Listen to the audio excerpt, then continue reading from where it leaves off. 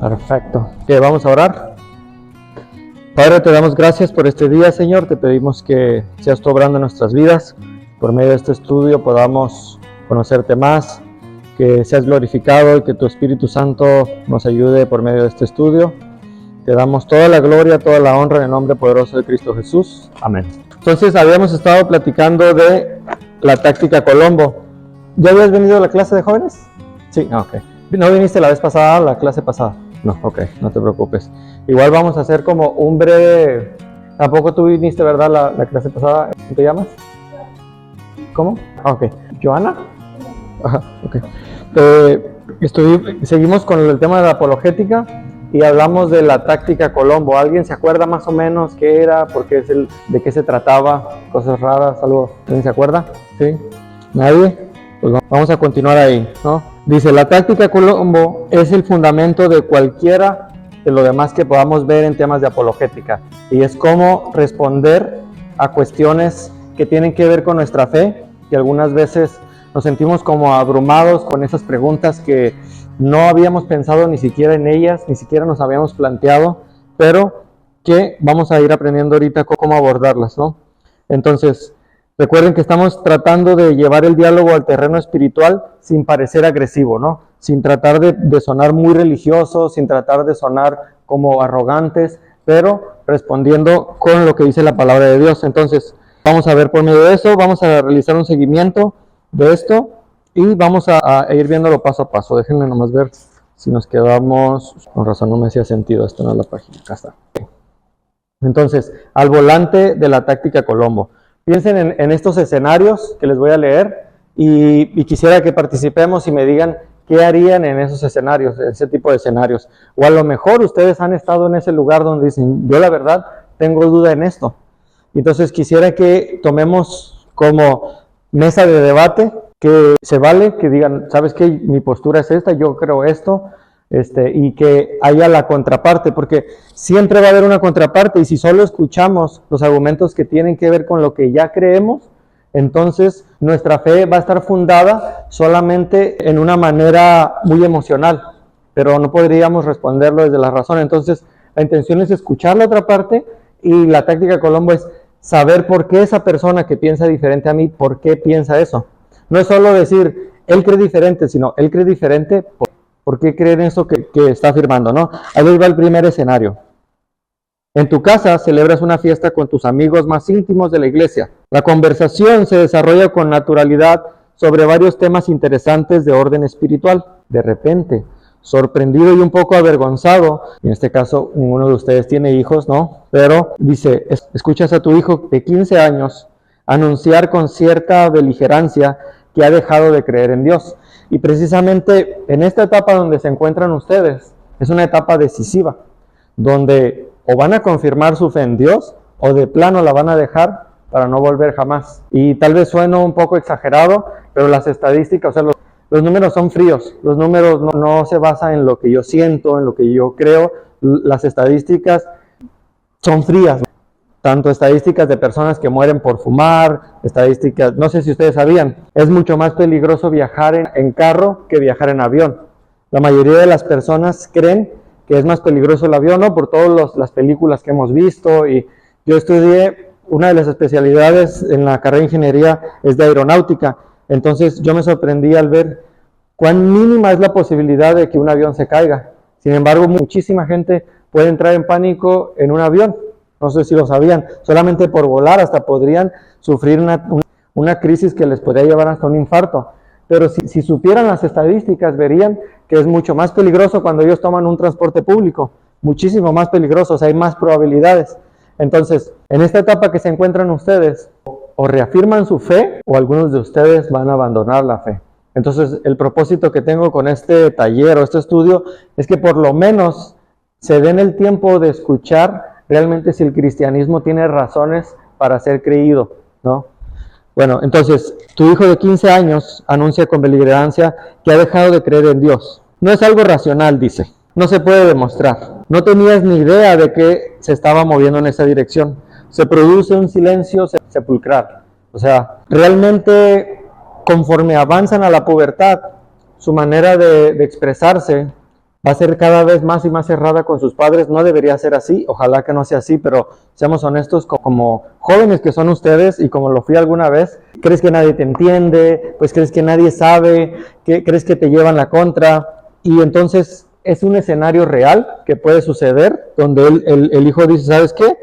Ya no creo en Dios, no se puede demostrar. Ese es el primer escenario. Lo vamos a ir abordando poco a poco para ver si se acuerdan de las preguntas Colombo. Escena 2. Estás en tu grupo de estudio bíblico semanal. Se está comentando el sermón del domingo sobre la Gran Comisión y un recién llegado observa, ¿quiénes somos nosotros para decir que el cristianismo es mejor que las demás religiones? Creo que la esencia de la enseñanza de Jesús, como la de todas las religiones, es el amor. No nos toca a nosotros decirles a los demás cómo tienen que vivir o lo que tienen que creer. Los demás del grupo se mueven nerviosos en sus asientos, pero no dicen nada. ¿Cómo responderías tú? Esa es la escena 2. Vamos a volver a retomar y vamos a ir viendo paso por paso. Solo quiero que lo imaginen. Escena 3.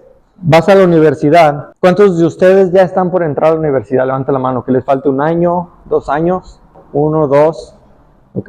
Y los demás, si quieren continuar estudiando, obviamente un día van a llegar a la universidad y van a toparse con maestros que dan por hecho que Dios no existe.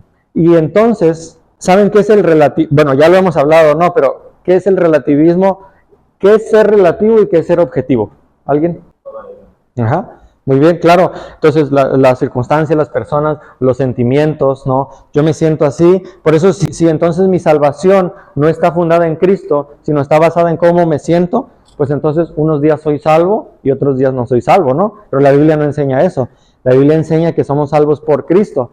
Entonces, ser objetivo también implica dar argumentos sólidos sobre la base de lo que creo. Entonces, en la universidad, como les decía, muchos maestros van a decir, la religión es relativa, ¿no? Pero yo, como maestro tuyo, soy objetivo y yo te digo, y empieza a darte su clase basado en su cosmovisión. Todos tenemos una cosmovisión, y ya habíamos hablado de esto, ¿no? Que es una cosmovisión, la visión del cosmos, así como suena. Cómo concibo el universo, cómo concibo el mundo donde vivo, y todos tenemos una cosmovisión. Simplemente que algunos basamos nuestra cosmovisión en el fundamento bíblico y otros en el resto, ¿no? Ya sea en, no sé, pues en tu manera de pensar, en lo que quieres que sea esa manera, ¿no?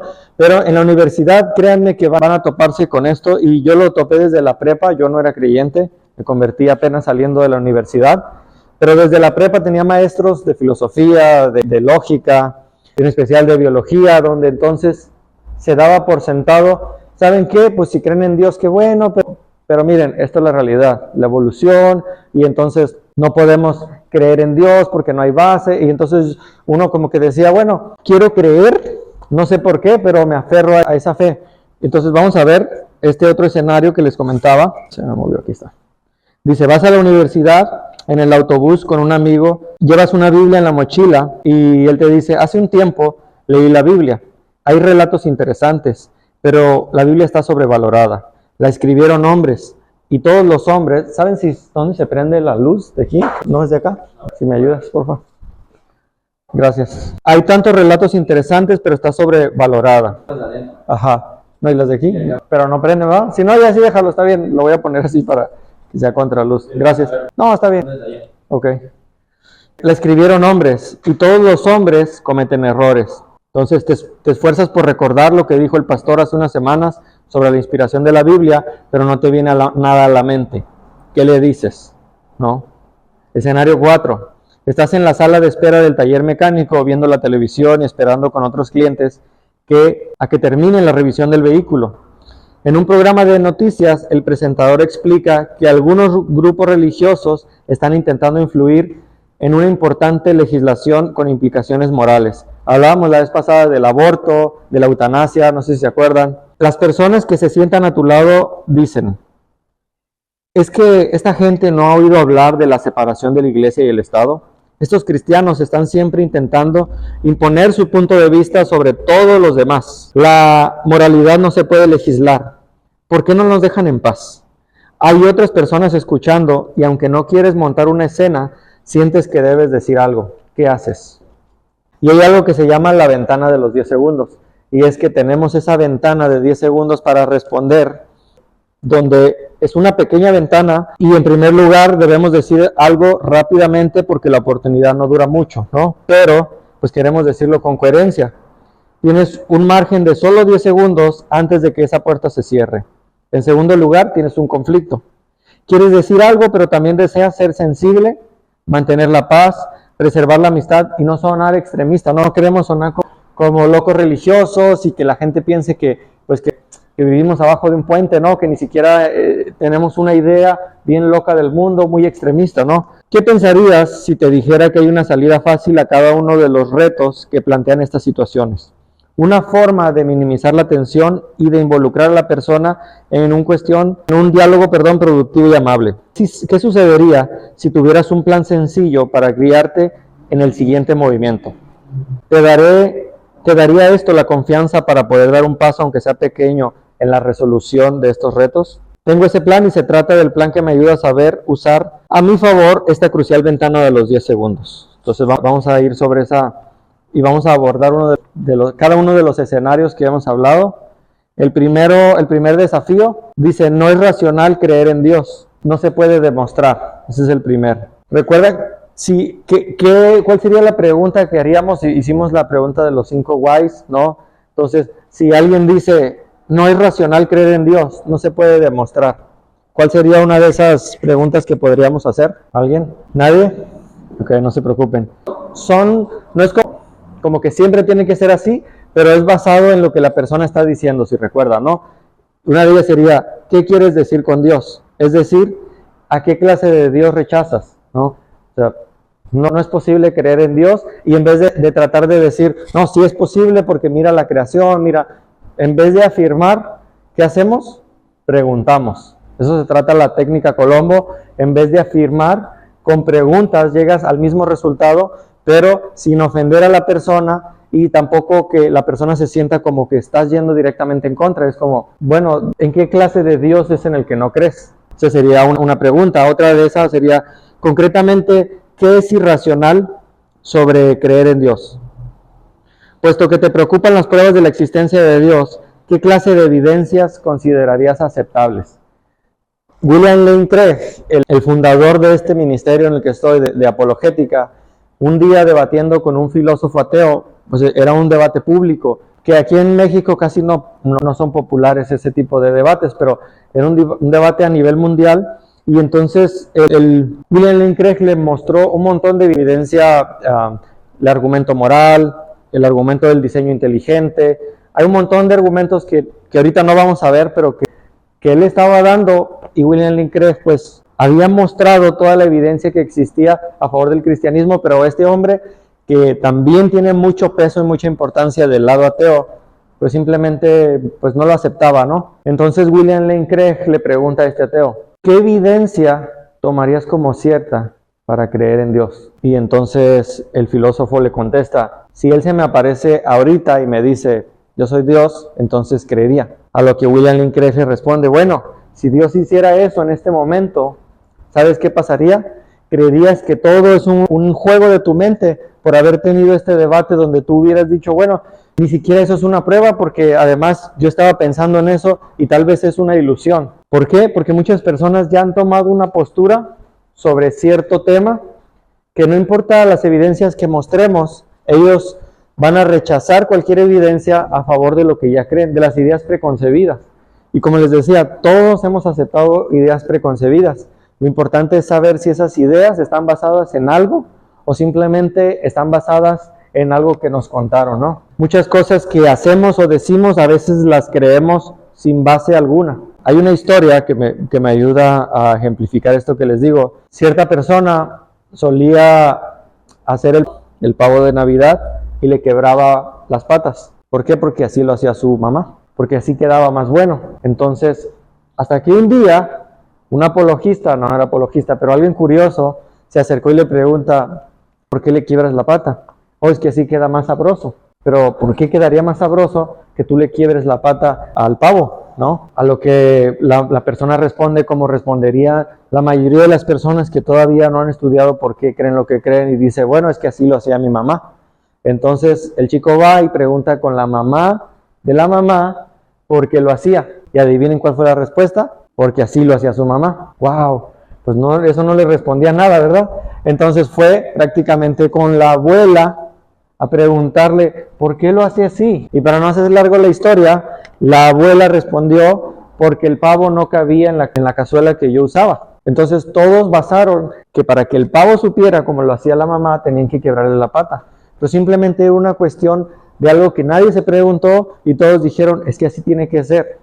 Entonces, en este ejemplo que les doy, queremos conocer realmente por qué creemos lo que creemos, por qué hacemos lo que hacemos, por qué nos reunimos aquí, por qué cantamos alabanzas, ¿no? ¿Por qué tomamos el vino y el pan? ¿Por qué leemos la Biblia? Porque mi padre me dijo, bueno, sí, la Biblia dice obedece a tu padre y a tu madre, pero debe haber algo más fundamentado que simplemente decir, porque yo lo digo y porque tú tienes que hacerlo. Entonces, ese es el primer desafío, ¿no? Segundo desafío, el cristianismo es básicamente igual que todas las religiones, ¿no? La principal similitud es el amor. No deberíamos decirle a los demás cómo tienen que vivir o lo que deben de creer. ¿Qué piensan sobre eso? Ese es un argumento que le da superioridad a la persona. Cuando te dice, ¿tú quién eres para decirme cómo vivir? La base de Jesús es el amor.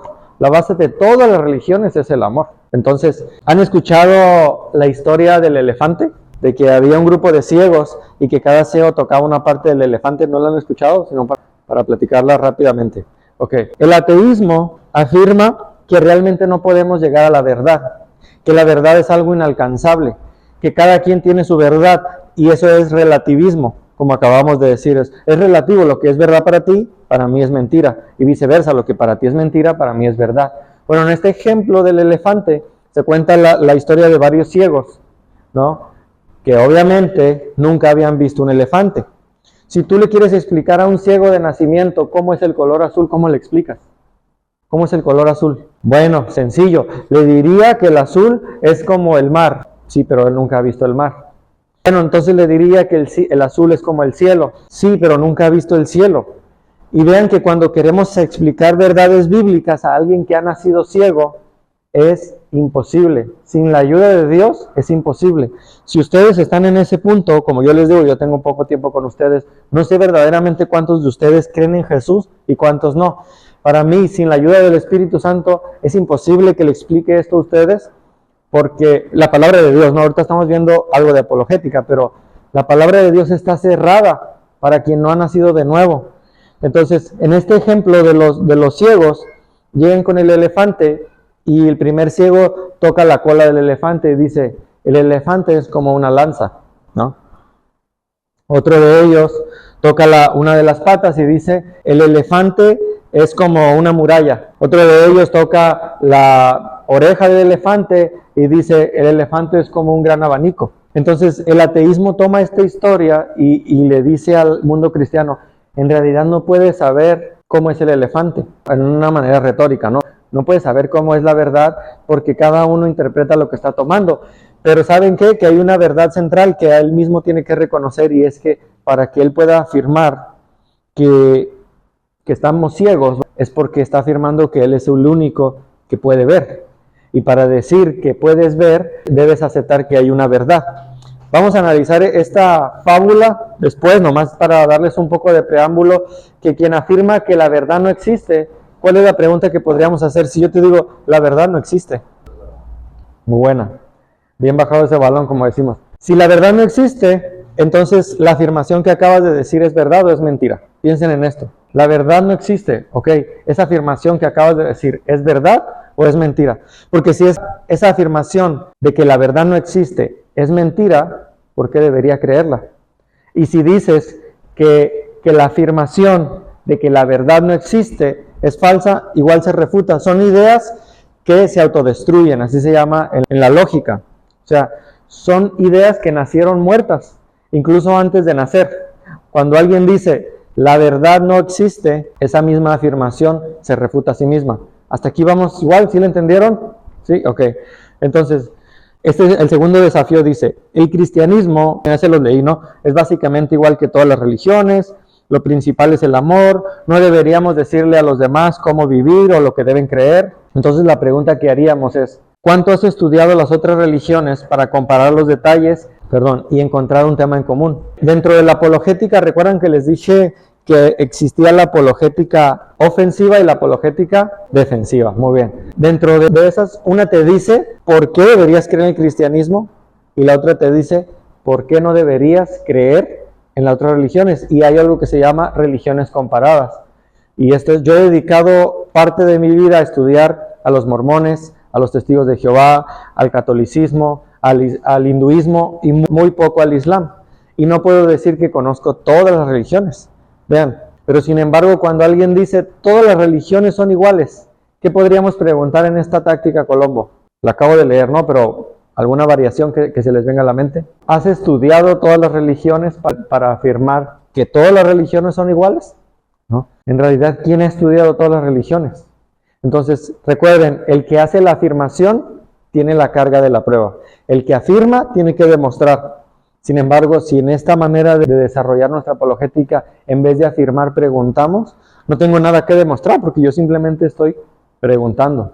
Entonces, en este ejemplo, en este segundo ejemplo que hablábamos, otra pregunta que podríamos hacer es, ¿por qué debemos dar más valor a las similitudes que a las diferencias? Tengo curiosidad, ¿cuál crees que fue la actitud de Jesús sobre esta cuestión? ¿Pensaba Jesús que todas las religiones eran básicamente iguales? No, ¿verdad? De hecho, a quienes más enfrentamientos tuvo Jesús fue con los fariseos, con quienes creían que su religión los iba a salvar. Entonces, ¿pensaba Jesús que todas las religiones eran básicamente iguales? Cuando les decimos a las personas que se amen unos a otros, ¿no estaríamos acaso diciéndoles de otra manera cómo deben vivir y qué tienen que creer?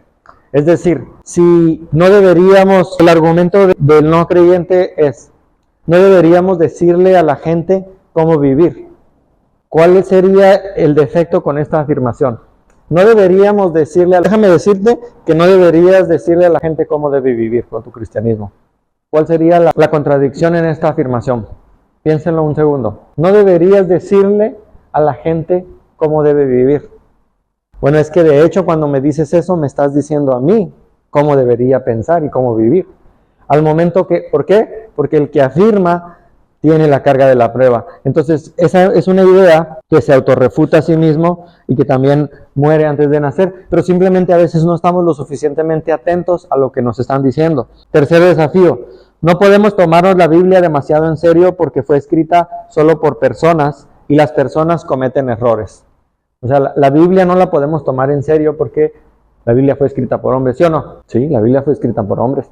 Un error de nosotros sería decir, no, Dios bajó y la escribió con su puño y letra. No es verdad, la Biblia fue escrita por hombres. Pero el argumento es, no podemos confiar en la Biblia porque la Biblia fue escrita ¿por qué? Por hombres.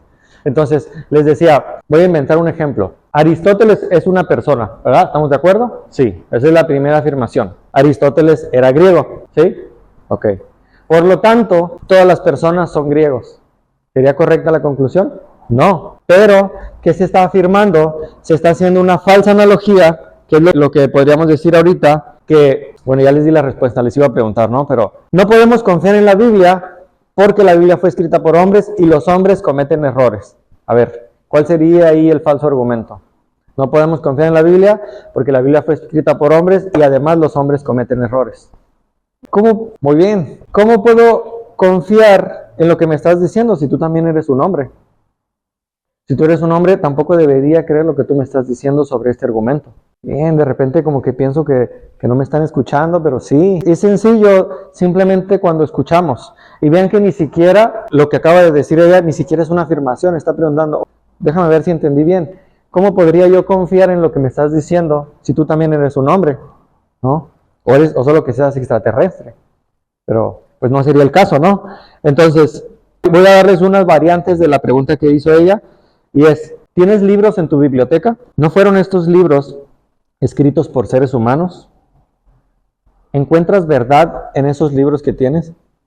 ¿Hay algo que te haga pensar que la Biblia es menos veraz o confiable que otros libros? ¿Cometen siempre errores las personas en lo que escriben? O sea, el hombre no es perfecto y el hombre puede cometer errores, pero no significa que siempre va a cometerlos, ¿sí? Yo puedo equivocarme, escribirles una ecuación y tal vez cometer un error, pero también puedo escribir algo a la perfección y decirles 2 por 2 es 4, ponerlo.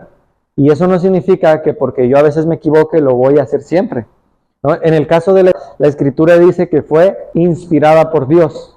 Es decir, Dios respiró por medio de ellos, es decir, Dios les dio ese aliento de vida y esa inspiración para escribir lo que tenían que escribir. Aunque fue escrita por hombres, la Biblia es infalible, es inerrante. Pedro dice, tenemos la profecía, es decir, miren, fíjense esto. Pedro, ¿recuerdan cuando Jesús sube y es transfigurado? Suben al monte de la transfiguración, le llaman algunos. ¿Cuántos han leído ese pasaje? Levanten la mano. 2, 3, 4, 5, gracias. Y me sirve eso para ver qué tanto tengo que explicar de detalle. No, gracias por apoyarme en eso para saber qué tanto me debo meter en la explicación. Bueno, cierto día Jesús tenía un círculo íntimo y un círculo un poco más abierto. No todos eran apóstoles.